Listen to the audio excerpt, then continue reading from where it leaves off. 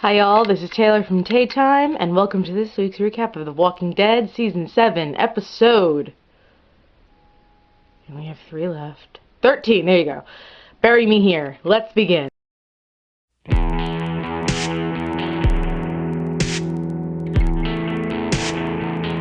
So first off, I'd like to start out by saying that on The Talking Dead, apparently, this guy or something finally called back, and oh my god, that's a long while. Also, Michael Rooker, it was good to see you.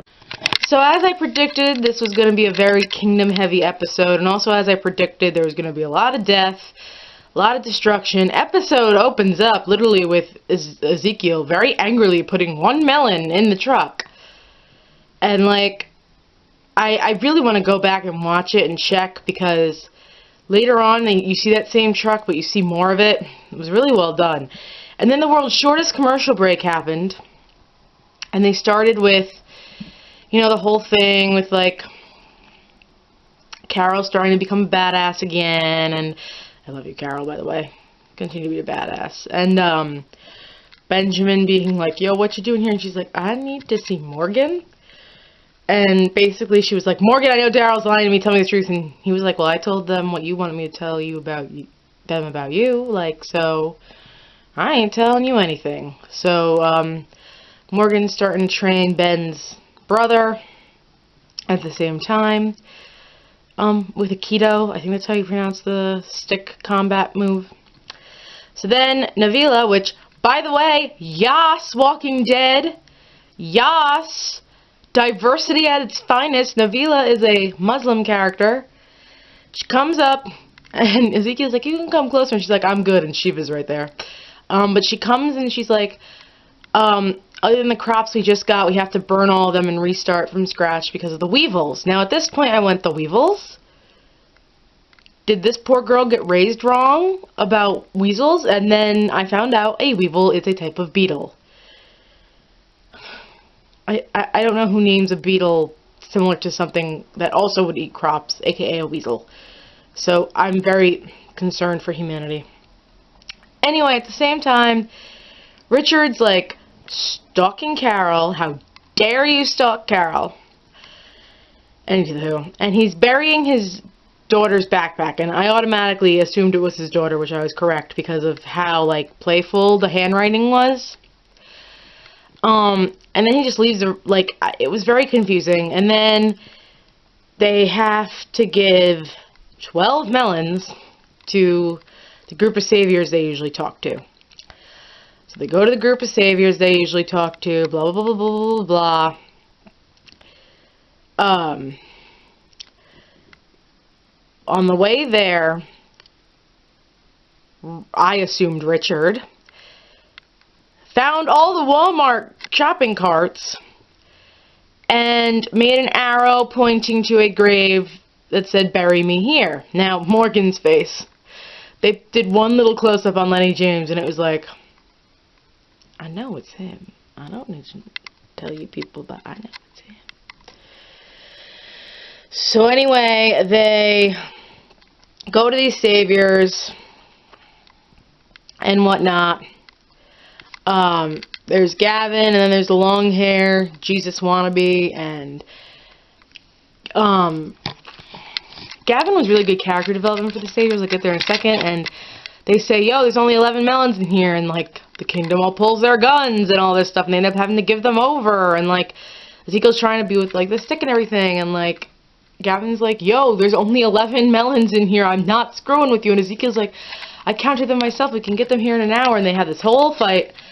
And it leads to Jerry getting hit in the face with Morgan's stick thing, a keto stick. I forget if it's a keto, what. I'm gonna not continue to say that and hopefully not offend anybody. But anyway, what ended up happening was the long-haired Jesus wannabe savior goes up to Richard to kill him, and Gavin's like, we don't need to do this. Now, this is where I started thinking about 2 things about Gavin that are probably both true. One is, he doesn't want to be seen by Negan as a threat. That he could kill somebody just as easily as Negan. 2, I was like, I don't think this guy wants to kill in general. So, anyway, they focus in on the Jesus wannabe, and he ends up moving the gun from someone else from Richard to someone else, but you don't know, but we all immediately knew it was Ben because of the way they reacted before it cut to black. And they come back, and Ben got hit in his femoral artery on his leg, and Ezekiel's like, let us go. We'll get him back, we'll get you a melon bowl, and Gavin is pissed at the one savior. And he goes, same time tomorrow, just one melon, nothing more, nothing less, go. Ezekiel's like, we gotta go to Carol's, and of course people are like, Gavin's like, I don't know who Carol is, I don't care, I'm pissed off at this other guy, whatever. They go to Carol, because she has all the medical equipment, or most of the medical equipment. They can't save him. Morgan starts going cray-cray. Like, back to his Clear days, which, by the way, Clear is literally in my top 3 episodes and will never move. Lenny James should have won every award for that performance. And that, I'll never forget, Scott Gimple was hired as a writer that year. And I will never forget when they were like, oh, we're announcing Scott Gimple as the showrunner come season 4. And I was like, who? And then I found out he wrote Clear, and I was like, okay, cool. So they start showing his wife, his son Dwayne, all this other stuff, and he's going crazy, thinking about committing suicide, crazy. And finally, he, out of anger, near the grave, kicks a bucket. Out comes a melon. He figures out that when Richard said, Benjamin, put your gun up, that they distracted Richard enough to have him take the melon and have this all set up. So he goes to confront Richard, because him and Ben had gotten really close, and obviously, like, Dwayne would have been Ben's age, and Ben gave him a painting, and he's also teaching Ben's little brother, so he shoves Richard in his room, shoves the melon in his room, and is like, talk. I don't even think he says talk, I think he just looks, and like, Richard tells him the whole story about how he lost his wife and daughter, and because he did nothing, and now he wants Ezekiel to do something, so he was like, it was supposed to be me, they're supposed to kill me, blah, blah, blah, blah, blah. Now, a lot of people are like, oh, guys, it's not Richard's fault. I'm sorry. I will get to something else, though, but I'm sorry, it was Richard's fault. Should Morgan have killed him? Maybe not, but if Morgan didn't say anything, who knows what would have been said. Or not been said. It just happened at a really bad time. So anyway, they go the next day, same time.